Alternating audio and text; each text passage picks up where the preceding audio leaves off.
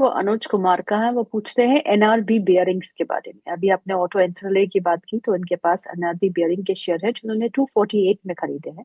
आपसे stop loss पूछने हैं कि क्या रखना चाहिए। ₹275 का स्टॉप लॉस लगाएं। शेयर में अच्छी खासी स्टीम और जान मुझे यहाँ से दिखाई दे रही है। आगे निकलते हुए 360 के टारगेट्स उम्मीद किए जा सकते हैं आने वाले 1.5-2 महीने में स्टॉक के अंदर। बाय नेचर अग्रेसिव स्टॉक है, फॉर्मेशन काफी बुलिश है, फॉरवर्ड लुकिंग मुझे नजर आ रहा है। बाय की सलाह रहेगी करंट लेवल्स पे भी। ओके, मोहित यादव जी का सवाल है। वो पूछते हैं एक्शन कंस्ट्रक्शन इक्विपमेंट्स के बारे में। उनके पास अब उन्होंने ये नहीं लिखा कि खरीदे हैं या खरीदना चाहते हैं, आई डोंट नो। 3 साल का लेके वो चल रहे हैं। आपसे पूछते हैं क्या करना चाहिए। एक समय था जब एक्शन कंस्ट्रक्शन इक्विपमेंट में काफी अच्छी चाल बनी थी, बट ग्रेजुअली अभी मैं देख रहा हूँ वो चाल फिजल आउट हुई है। और एक लंबे अरसे से, पिछले लगभग 1.5 साल से ये शेयर अंडर प्रेशर ही ट्रेड कर रहा है अपने 1500 1550 के हाइज बनाने के बाद। अभी यहाँ से रिवर्सल के संकेत तो नहीं दिखाई दे रहे हैं, बट ये यहाँ से फर्दर नेगेटिविटी भी नहीं नजर में आ रही है।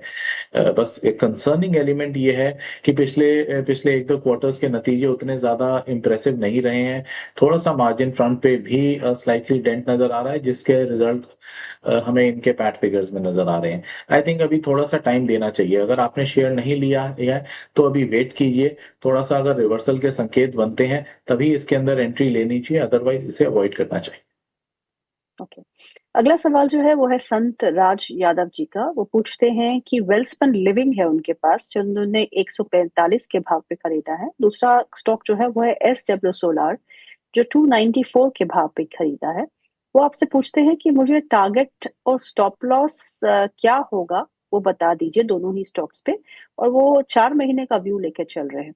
सो Welspun living at 145 and SW solar at 294। देखिए, वेल्सपन निवेन वो स्टॉक है जो टेली टावर्स बनाने की इंडिया की सबसे बड़ी कंपनी है। जी। और ये एक larger chunk of business abroad से ड्राइव करता है, यानी कि एक्सपोर्ट ओरिएंटेड बिजनेस है जिसमें यूएस भी है। यूएस के थ्रू जैसे ही ट्रेड सेटलमेंट होता है एक क्लैरिटी आती है, इस शेयर के अंदर I think one of the beneficiaries रहेगा। हम्म। अच्छा कंपनी है, पेडिग्री अच्छी है, एक लंबे अवधि पे इसने रीजनेबल वैल्यू क्रिएट की है अपने इन्वेस्टर्स को। मैं इन्वेस्टेड रहने की सलाह दूंगा। एक स्टॉप लॉस जरूर ले लें, सिंस अभी ये ट्रेड रिलेटेड चीजें कंप्लीटली क्लियर नहीं हुई हैं और ये भी नहीं पता कब तक होंगी। तो बेहतर है अपना थोड़ा सा एक रिस्क कितना लेना है उस पर एक आइडिया रहे। तो ₹128 का स्टॉप लॉस के साथ होल्ड की सलाह रहेगी। और दूसरा स्टॉक कौन सा है इनके पास? Welspun living and SW solar. Alright. SW solar अपने लॉन्ग टर्म सपोर्ट्स के नजदीक आ गया है। अब यहाँ से बाउंस की प्रोबेबिलिटी क्वाइट हाई है। रिस्क टू रिवॉर्ड का रेशियो बहुत इंप्रेसिव है। आई थिंक अभी यहाँ से पोजीशन को होल्ड करें। ₹215 का मात्र एक स्टॉप लॉस रखें। अगर बाउंस आएगा तो 300 पार निकलेगा इस बार ये शेयर सीधे सीधे। फिलहाल होल्ड की सलाह। ओके, अगला जो सवाल है बड़ा इंटरेस्टिंग सा सवाल है। विनीता गुप्ता जी का सवाल है। वो पूछती हैं should I exit Affle and Skipper in my long term holdings और hold due to negative trend? Stop loss hit, please suggest. Once the stop loss is hit madam, you don't need to hold the stock. या तो ये है कि आपने stop loss को एडहर नहीं किया है और अब बहुत ज्यादा लॉसेस में है, तो आप सवाल पूछ रही हैं। पर यहाँ पे मैं आपसे और सर भी आपसे यही कहेंगे कि अगर आपने स्टॉप लॉस रखा है और स्टॉप लॉस हिट हो गया तो योर ट्रेड इज गॉन। और अच्छा है, मतलब हो सकता है कि गिरावट और बढ़े, पर अगर आपने नहीं किया है और आप सवाल पूछ रही हैं तो गलत है। अब बाकी तो गौरव सर बताएंगे। मैम, कल के सत्र में इसमें एक अच्छी बाइंग नजर आई थी एप्पल के शेयर में। और अपना रिट्रेसमेंट पॉइंट से भी देखूं तो ये जिस प्राइस पॉइंट पे ट्रेड कर रहा है ये कंफर्म अपने फिबोनाची रिट्रेसमेंट स्टोरी के हिसाब से 61% की रिट्रेसमेंट बन गई है, जो जनरली यहाँ से रिवर्सल्स के संकेत देता है। देयरफॉर आई थिंक थोड़ा चांस लेना तो जरूर बनता है। स्टॉप लॉस रखने हैं यहाँ से ₹1620 का, और अपनी पोजीशन को होल्ड रखनी चाहिए एप्पल में। And the skipper. अच्छा,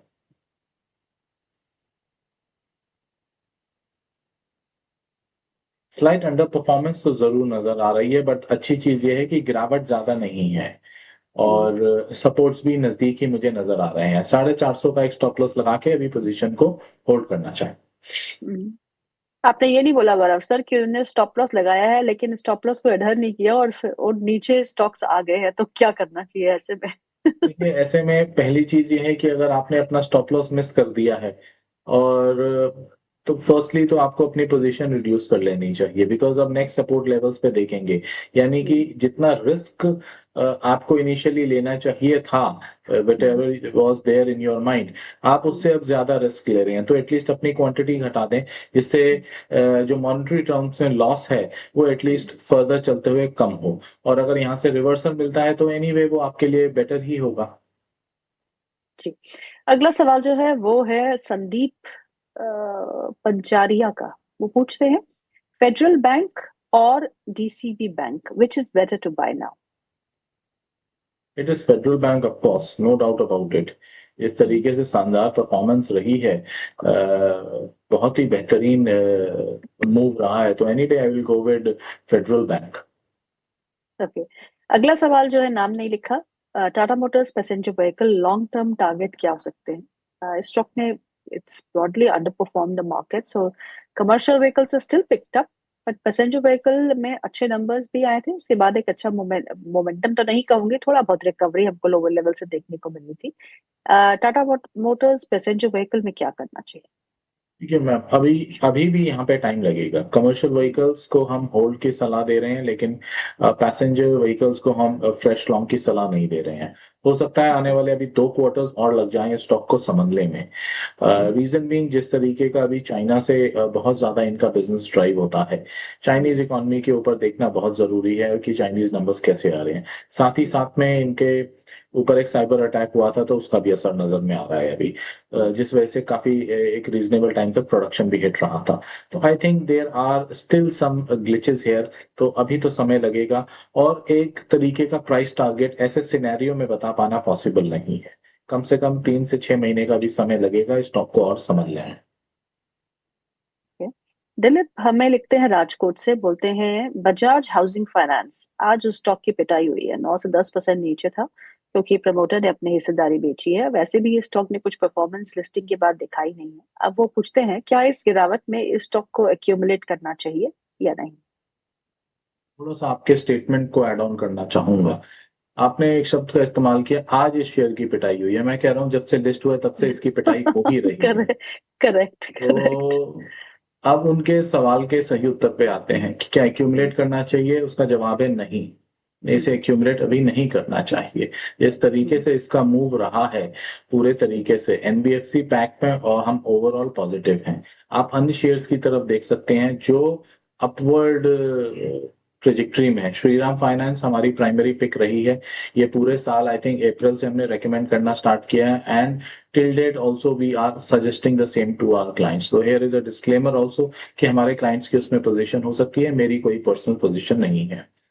एंड हम आने वाले समय में भी एनबीएफसी के लिए बुलिश हैं for the calendar year 26।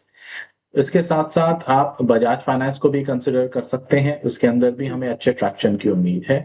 Muthoot finance gold story है, आप उसको देख सकते हैं। तो आई थिंक अगर आपको एनबीएफसी में बेट करना है तो इसमें कीजिए।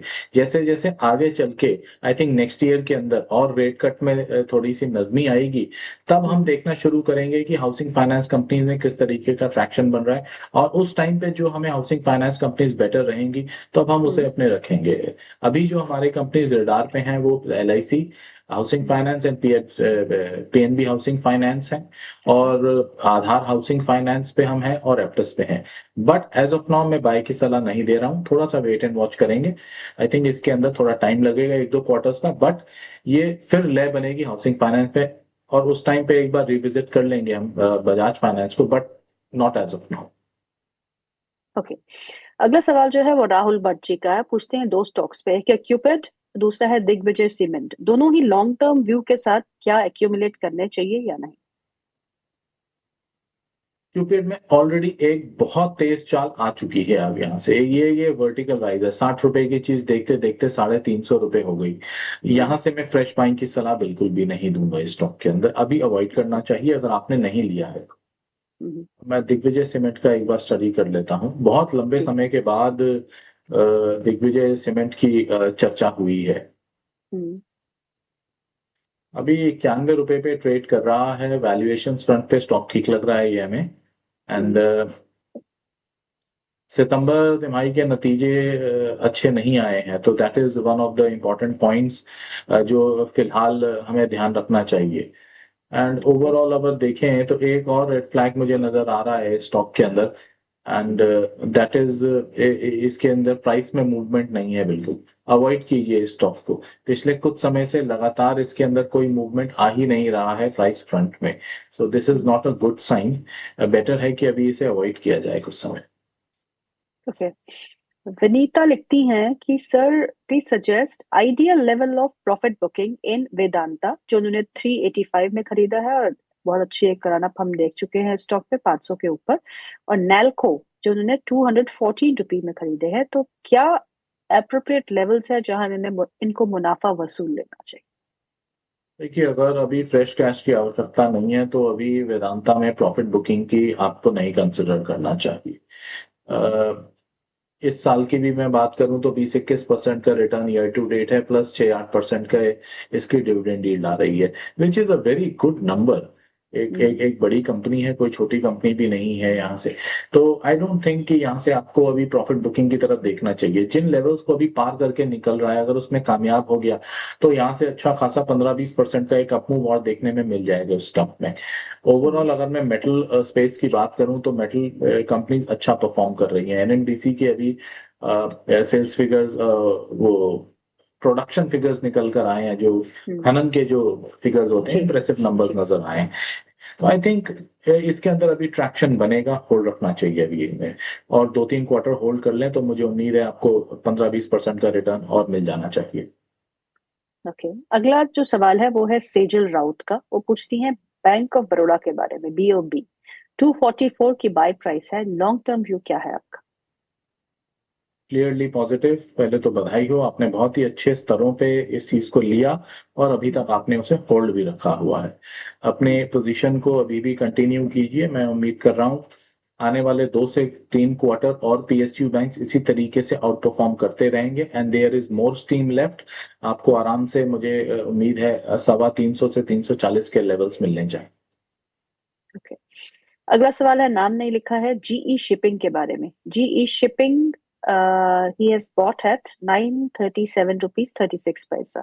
आपसे पूछते हैं लॉन्ग टर्म के लिए स्टॉक कैसा है?